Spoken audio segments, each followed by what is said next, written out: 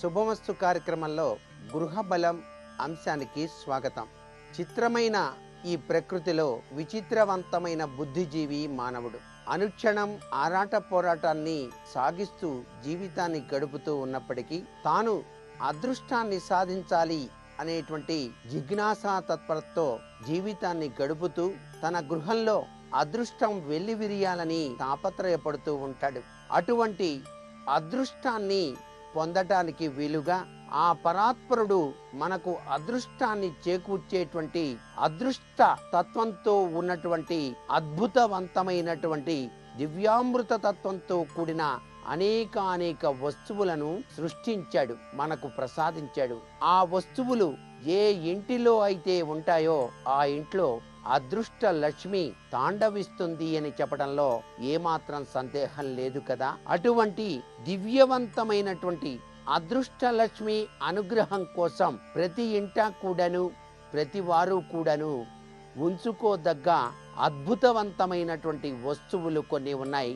అవి వాస్తురీత్యా కూడాను చాలా చక్కటి సత్ఫలితాన్ని కలిగిస్తాయి సుమా. ఆ అదృష్ట వస్తువులలో పూజా మందిరంలో ప్రతివారు కూడాను ఉంచుకోవలసినటువంటి వస్తువు తెల్ల జిల్లేడుతో చేసినటువంటి శ్వేతార్క గణపతి చిన్ని విగ్రహం. ఈ శ్వేతార్కము అనేది తెల్ల జిల్లేడు చెట్టు నుంచి ఉద్భవించేది. తెల్ల జిల్లేడు చెట్టు కొన్ని సంవత్సరాలు అయిన తరువాత ఆ యొక్క వేరును గనక చూసినట్లయితే అక్కడ వినాయక ఆకృతిలో కూడినటువంటి విగ్రహ స్వరూపం తానంతటా అదే ఉద్భవించడం జరుగుతుంది.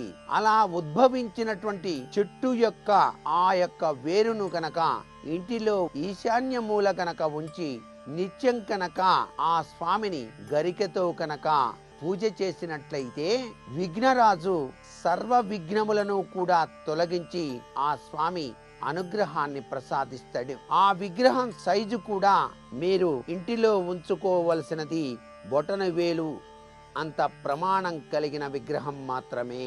మీ బొటనవేలంత ఎత్తులో ఉన్నటువంటి ఆ శ్వేతార్క మూల గణపతిని గనక ఉంచినట్లయితే సర్వ వాస్తు దోష నివారణ అవటమే కాకుండా ఆ గణపతిని అర్చిస్తూ గణపతి మూల మంత్రాన్ని గనక ధ్యానం చేసినట్లయితే సర్వాభీష్టములు కూడా సిద్ధిస్తాయి అని చెప్పవచ్చు.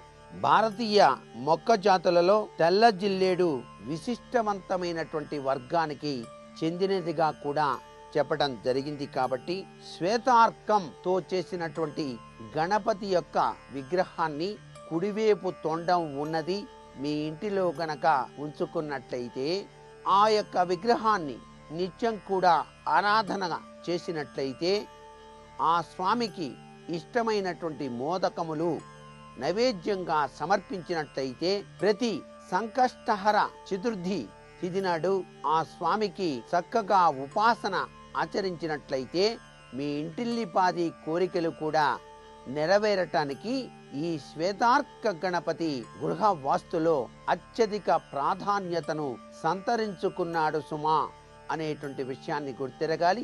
కొంతమంది ఈ శ్వేతార్కంతోనే ఆంజనేయ స్వామి విగ్రహాన్ని కూడా తమ ఇంటిలో ఉంచుకునేటువంటి సంప్రదాయం కూడా ఉంది.